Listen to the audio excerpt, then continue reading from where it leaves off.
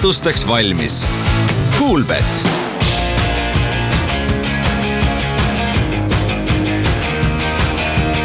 Tere tulemast tagasi! Sander Valge on Hiinas ja jätkab oma hullumeelset rännakut läbi selle eklektilise ja ettearvamatu maailma. Oh my god! Eelmises episoodis vaatasime üle Hongkongi tähtsamad vaatamisväärsused. Kõigepealt sai tiir tehtud vaaterattaga Victoria sadama ääres. No Raivo, mis sul siis tunded tulevad selle? Tunded on väga uhked, et ei saa nuriseda, vaade on hea. Ei saa öelda, et issand, kas kodumaa ongi nii kaunis? Kodumaast on asi kaugel, aga muidu on vaade on tegelikult päris äge ja ilm on ilus, mis häng võtab. Mida on inimesel vaja? Väike, suvi, soe ja vaateratas. Ja hiljem saime oma nahal tunda, et Peak Tram on küll lahe, aga need rahvamassid, no see on juba ekstreemsport omaette. Ja pärast umbes 50-minutilist ootamist õnnestus ka meil lõpuks trammile pääseda. Nagu keegi on kunagi käinud Tartus Tagurpidi majas, siis siin trammis on täpselt sama tunne. Mõtleks, et see nurk on nii suur, et ma siin nagu käsi hoian, siis lihtsalt ma tunnen, et mingisugune 20 kilogrammine sandpommon jääd selja taha siia. Aga hoidke nüüd piip ja prillid, sest täna ootab ees järjekordne põnev seiklus. Kinnitage diivanitel asuvad turvavööd, sest Sander Valge on Hiinas ja alustab nüüd.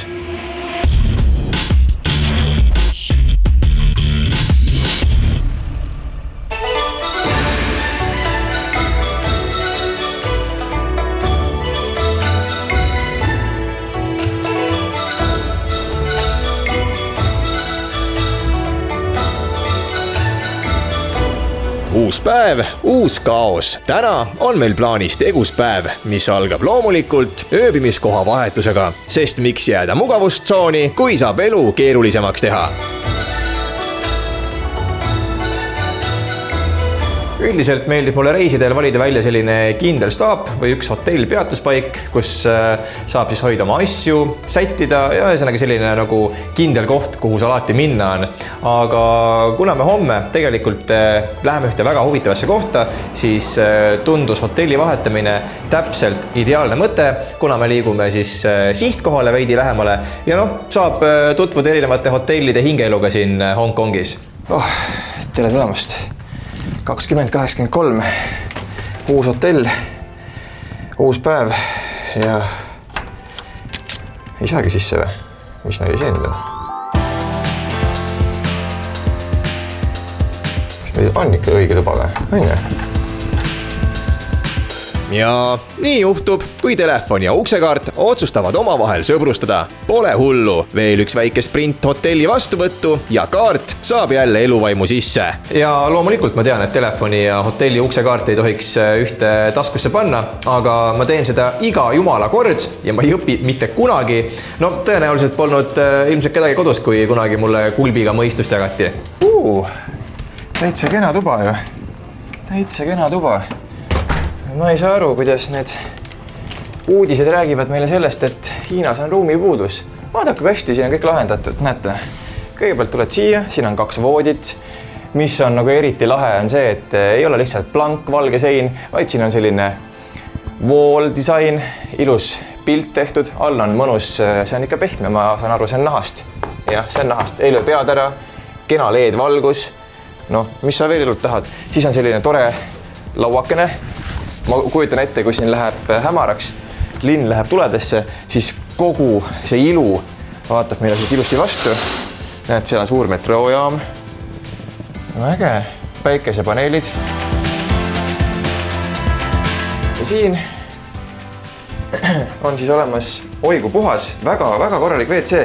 Muuseas, WC-dest rääkides, kas teie teadsite, et kui meie kasutame tavalist sellist magevett, ka WC-des, äravoolu süsteemides, siis siin on tegelikult lugu lihtne. Kuna hiinlased või tähendab Hongkong ostab sisse Hiinalt puhast vett, siis neil on nii kallis kogu seda WC ja muud süsteemi üleval pidada tavalise mageveega, et nad kasutavad selleks lihtsalt mere soolast vett, mis käib läbi filtrite ja jõuab siis siia WC-desse. Nii et kõik see, mis läheb siit potist alla, on ei miski muu kui puhas merevesi. Kui ma esimest korda sellest kuulsin, siis ma arvasin, et keegi teeb mingit head nalja. Mereveega tualetid, see kõlab täpselt nagu mingisugune järjekordne säästunipp, aga ei, võta näpust. Siis ma saan aru, et tegelikult see on täiesti geniaalne mõte, kuna merevett on lõputult.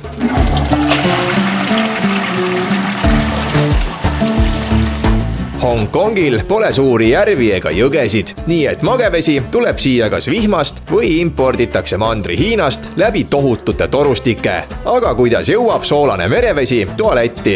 Lihtne, Hongkong on ainus koht maailmas, kus vetikaid kastetakse kulla hinnaga. Tegelikult on selle taga nutikas süsteem, mis pumpab puhastatud merevee otse WC pottidesse. Kas säästab magevett? Jah, kas tundub veider? Kohe kindlasti. Nii et kui sa järgmisel korral lähed Hongkongis WC-sse, siis võta teadmiseks, et sinu tualetipott ja ookean on omavahel seotud ja see teadmine võib su jäädavat elukogemust totaalselt muuta või siis mitte. Aga kui hotellivahetus tehtud, siis oleks patt toas passida. On aeg tänavatele suunduda ja kultuurile otse näkku vaadata.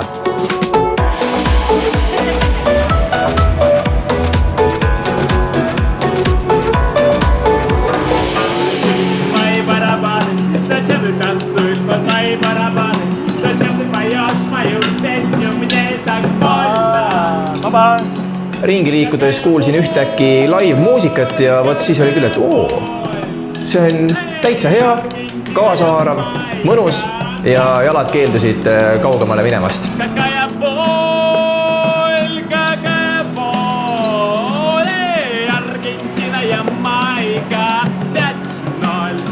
Hiina tänavaartistid. Olete kindlasti kuulnud lugusid, kus muusikud on lihtsalt keset esinemist kinni nabitud, pillid konfiskeeritud ja kogu show on lõppenud enne, kui see alatagi jõudis. Kas see tähendab seda, et tänavamuusika on Hiinas täiesti keelatud? Mitte päris. Tegelikkus on aga hoopis palju keerulisem.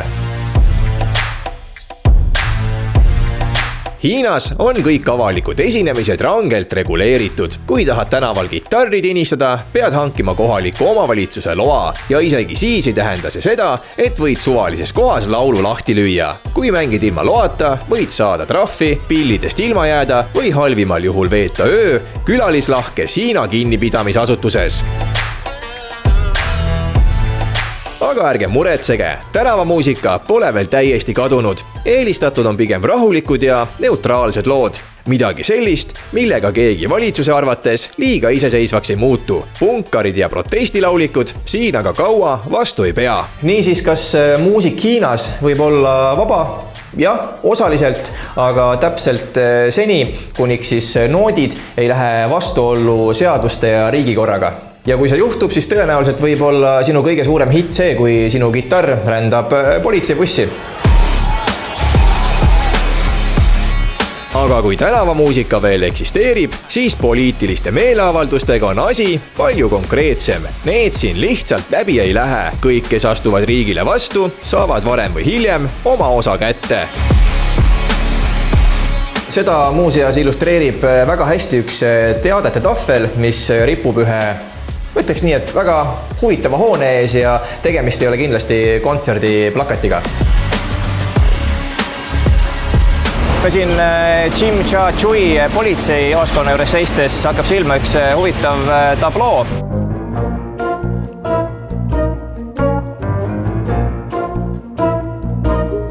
Siin on siis välja toodud erinevad tagaotsitavad.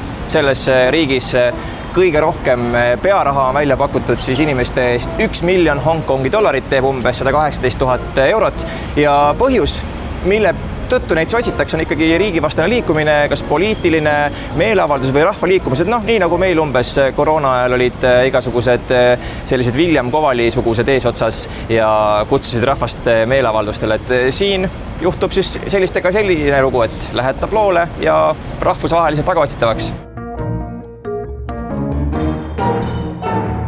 kui Hiinas toimub meeleavaldus, siis kas see muudab ajalugu või püütakse see ajaloo lehtedelt võimalikult kiiresti ära kustutada. Viimastel aastatel on Hong Kong olnud just sellise lahinguvälja keskpunktis. 2019. aasta alguses sai tegelikult kõik alguse ühest seaduseelnõust, mis lubanuks siis Hong Kongi elanikke Mandri-Hiinale välja anda. Ja see oli siis hetk, kus miljonid said tegelikult aru, et Hong Kongi eristaatus on tõsises ohus.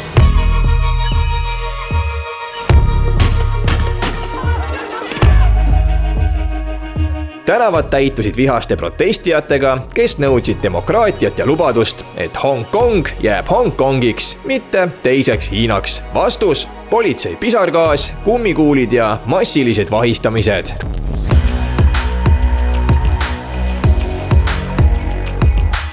Protestijad olid leidlikud, vihmavarjud politsei vastu, laserpointerid jälgimiskaamerate segamiseks ja metrood kui kiired põgenemisteed. Aga lõpuks oli ikkagi üks jõud, millest nad jagu ei saanud. Selleks oli Hiina valitsus. 2020. aastal kehtestati julgeolekuseadus, mis sisuliselt lõpetas igasuguse vastupanu. Aga mis on saanud Hong Kongi protesteerijatest? Osa istub vanglas, osa on põgenenud välismaale ja osad neist on lihtsalt kadunud. Linn, mis kunagi oli tuntud oma vabaduse poolest, muutub järjest enam Mandri-Hiina sarnaseks. Peking on üles riputanud erinevad tagaotsimiskuulutused ja nii mõnegi aktivisti eest on välja pandud ka pearaha. Ja muuseas pearahast rääkides, siis see ulatub teatud juhtudel kuni 1 miljoni Hong Kongi dollarini ja see ei ole nali. Ja see ongi see, mida hongkonglased kõige enam kartsid, et nende linn, mis oli kunagi Aasia kõige vabam ja rahvusvahelisem, kaob ja sulandub Hiinaga. Kas see protsess on juba lõppenud või alles algamas, seda näitab aeg.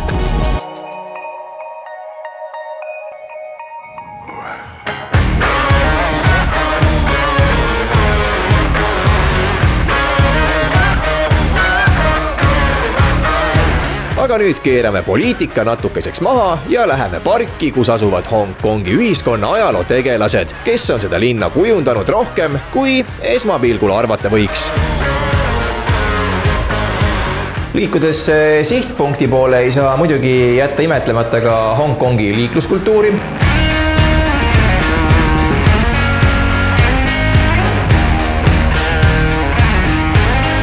Tegemist on nagu sümfooniaga, mille dirigendiks on liiklusummik ja solistiks pidev signaalitamine. No, transpordivahendeid on igasuguseid, ka jalgrattaga on võimalik vedada siis grillgaasi ja see on päris koomiline vaatepilt. Tal on tasakaal nii paigast ära selle masinaga, seal gaasibaloonid kiiguvad ühest äärest teise. Ma arvan, kui siuke pauku paneb, siis pool seda Hong Kongi lendab õhku.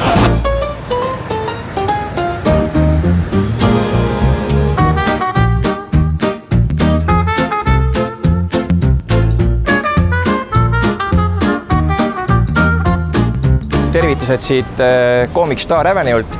Hong Kongis on koomiksid või nagu kohalikud kutsuvad neid manhwaks väga populaarsed olnud läbi aastakümnete. 1960-ndatel sai see alguse ja eriti populaarseks muutusid nad just seetõttu, et läbi koomiksite hakati rääkima siis Hong Kongi keerukatest teemadest ja sellest sai siis ühiskondlik elu ning poliitika kriitiline vahend, millega läbi huumoriprisma tõsteti teemat olulistel punktidel. Kui enamik inimesi mõtleb Hong Kongist, tulevad meelde pilvelõhkujad, neoonreklaamid ja rahvarohked turud, aga tegelikult on see olnud aastakümneid ka Aasia koomiksikultuuri üks keskuseid. Hong Kongi koomiksikultuur sai sisse juba 1950-ndatel ja muutus kiiresti populaarseks. Erinevalt Jaapani mangast või lääne superkangelastest on siinsed lood täis huumorit, poliitilist satiiri ja loomulikult võitluskunste. Ja kui me räägime kõige populaarsemast tegelasest siin koomiksite maailmas ja Hong Kongis, siis selleks on Old Master Q. Vuntsidega vanamees, kes on Hong Kongi versioon Mr. Beanist, ainult et vähem viisakas.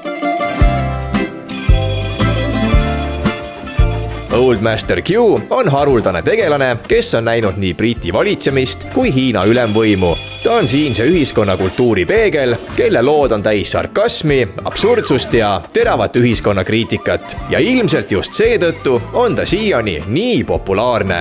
See on siin täpselt sama kõva tegelane, kui ongi meil läänes Batman, Superman ja siin on terve põlvkond kasvanud inimesi ülesse selle tegelaskujuga koos. Aga Hongkongi koomiksid polnud alati lihtsalt nalja tegemine. 1980-ndatel ja 90-ndatel kasutasid kunstnikud neid ka poliitiliste kommentaaridena ja kui midagi ajastu kohta öelda sai, siis koomiksid end tagasi ei hoidnud.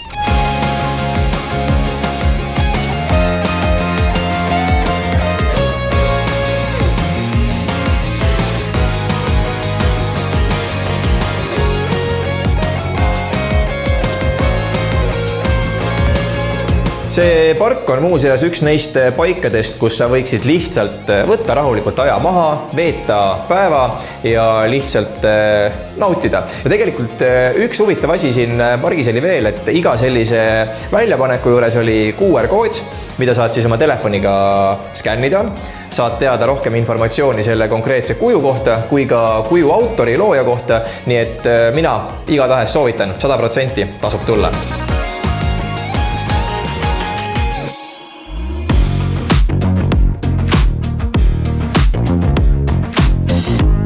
Mis mulle tegelikult meeldib siin suures linnas on see, et inimesed on harjunud sellega, et käiakse ringi kaameraga, inimesed lehvitavad, naeratavad, kui sa lähed kaameraga mööda ja ei ole sellist häbitunnet, et ma nüüd, ma kogemata filmisin siin. Siin on pigem selline kaamerakultuur normaalne, kuna inimesi on palju, konkurents on tihe, siis igaüks tahab püünele pääseda ja kui keegi kuskilt kaugelt läänest tuleb siia Hongkongi oma kaameraga seda riiki heast küljest näitama, siis igatahes ollakse väga positiivselt meelestatud ja inimesed siiani on olnud väga-väga toredad ja kõik on suhtunud küll suurima austusega meisse. Aga tegelikult on üks teema veel, millel me võib-olla nagu pikemalt peatunud polegi. Me rääkisime küll ühistranspordist, me rääkisime taksodest, Uberist, aga me ei ole rääkinud autopargist. Milliste masinatega hiinlased ise sõita armastavad ja etteruttavalt ma vihjeks võin öelda, et tegemist ei ole kindlasti Teslaga.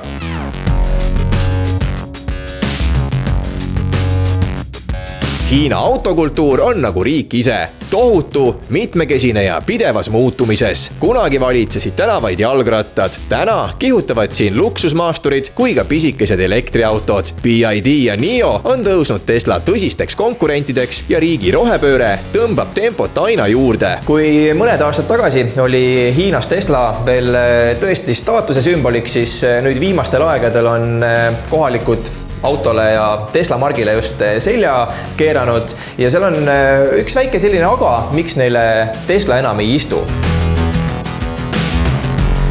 Aga Teslal on Hiinas omajagu jamasid olnud. Piduriketaste skandaalid, andmekogumiste kahtlused ja muidugi Elon Musk ise. Hiina valitsus ei armasta ettearvamatuid tegelasi ja Musk, tema on kõige ettearvamatum tegelane üldse. Põhimõtteliselt ei vihka hiinlased Teslat mitte sellepärast, et see oleks kehv auto, vaid sellepärast, et tegu ei ole neile kuuluva brändiga ja kui sul ikkagi kohalikul turul on väga palju teisi pakkujaid, kes võib-olla natuke soodsamalt või parema raha eest pakuvad sulle täpselt siia kliimasse, siia keskkonda ehitatud või projekteeritud autot, siis ilmselgelt valitakse ikkagi kohalik pakkuja. Aga isegi kui Tesla mured kõrvale jätta, jääb õhku üks küsimus. Kui autot suudaks endale lubada enamik hiinlasi, siis miks nad seda ikkagi ei tee? Kui auto ostmine Hiinas rahaliselt erilisi probleeme ei tekita, siis võib-olla kõige suuremaks takistuseks auto ostu juures saab see, et kui sa ostad auto, kaasneb sul kohustus hankida endale parkimiskoht ja parkimiskohtadega on siin hoopis omaette ooper. Selline 8 ruutmeetrine parkimiskoht 4x2 meetrit maksab ei rohkem ega vähem kui 60 000 eurot, aga mida ei ole, on ruum ja ruumi tõttu ei ole ka parkimiskohti. Ning ainsad kohad, mis siin saada on siis invaliidikohad, aga hiinlased on ebausklikud ja invaliidikohtadele nad lihtsalt vabatahtlikult parkima ei kipu.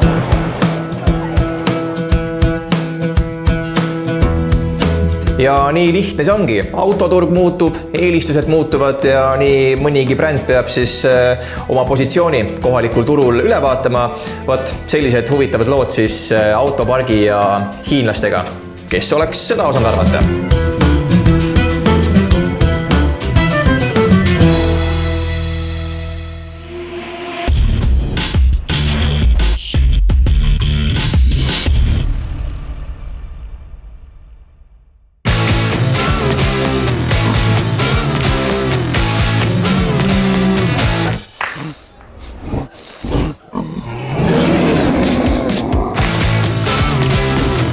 Üllatusteks valmis. Kuulbet.